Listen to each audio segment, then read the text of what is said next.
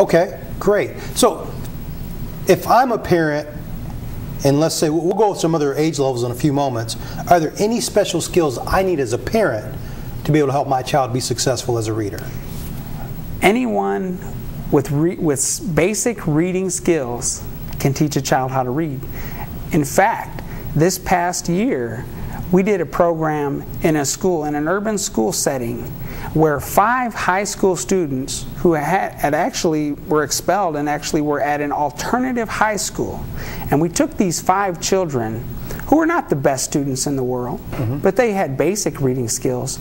And we had 5 of them mentor 5 other children in an urban preschool program where they have a very low expectation of success, academic success for these children. I spoke with the superintendent. He told me that kids from that preschool typically go into school a year behind. Now just imagine those 5 that they worked with, that these 5 high school students worked with, and just imagine the impact that they had on these children who would typically go into school a year behind.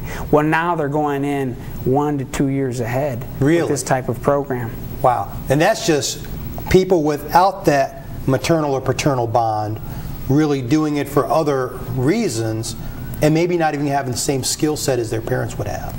Didn't have the skill set. It's best with parents. That's our first choice. It's best. The bonding is the greatest.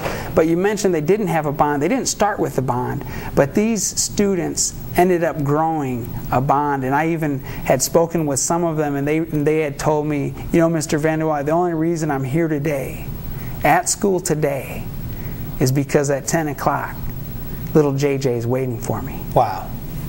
Wow, that's great. That's great. Okay, now, let's shift gears and go back for a minute, because the next question I would have, we know how early we can start. Is there ever a point where it's too late? Because the problem we have is this has been a systemic issue for decades in our school systems, and this is certainly not to criticize teachers, because teachers are really the foundation of what we need for our education, but now we have this growing populace who are illiterate. Is there a point where it's too late to teach someone how to read?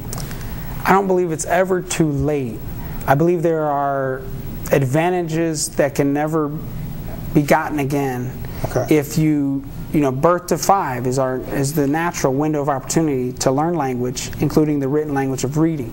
Now, if you have a 25-year-old who is unable to read, well, we can't rewind their life. Right. But that doesn't mean that they're hopeless. In fact, I had a woman from California contact me and share with me the desire that her boyfriend had to learn how to read.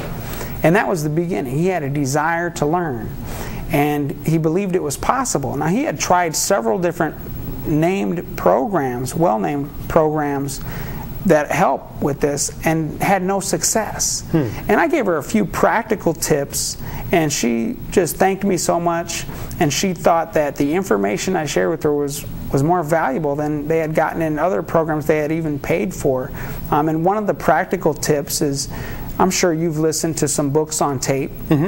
Okay. Well, if she listens to books on tape, if she gets books on tape or books on CD for her boyfriend, and then also takes a written book and puts it in front of him, and then we need the unabridged version so that it's read word for word. Sure.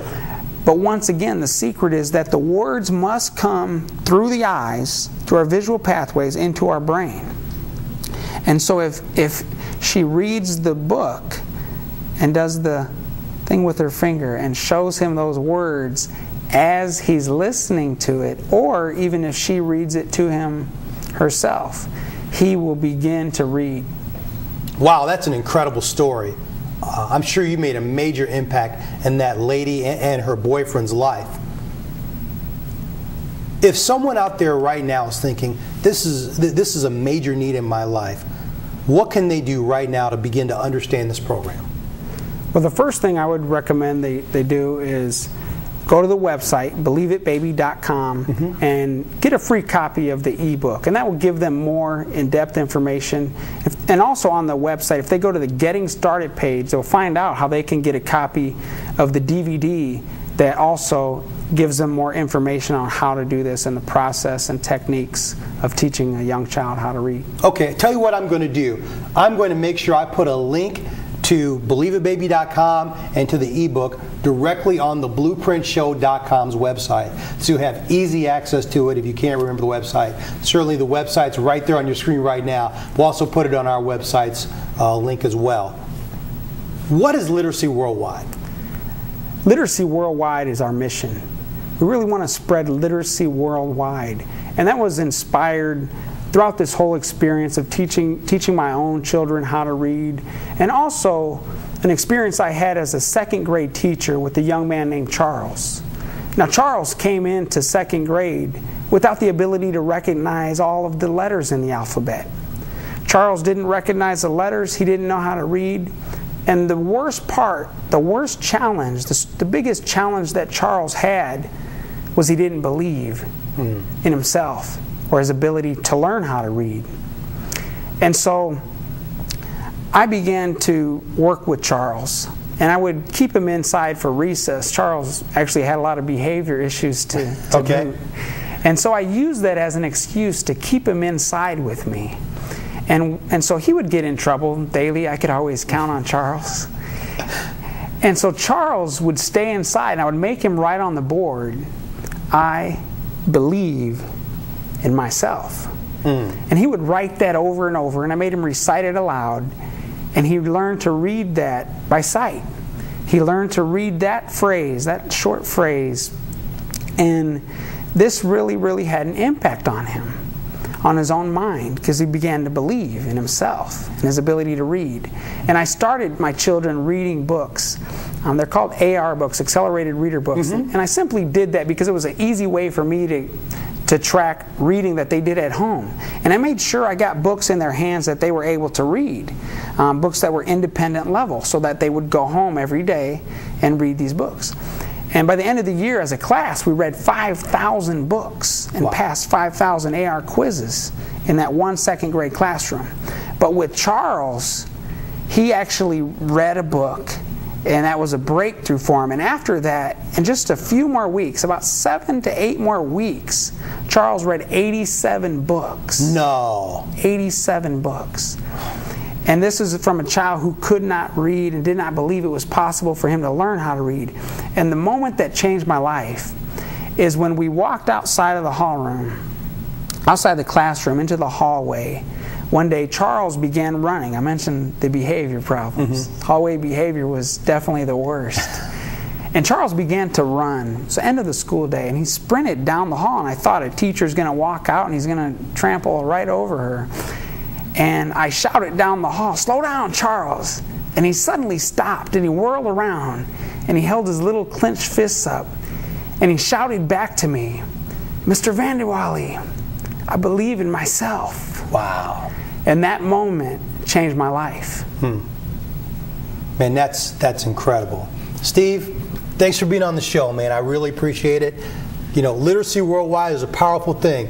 Some of you who are watching right now, you're thinking, this is incredible. That'll work for his kid, but not with my kid. Believe it, baby. Some of you are thinking, yeah, but my kid's way past that age of 5, and they're already having behavioral issues. And believe it, baby.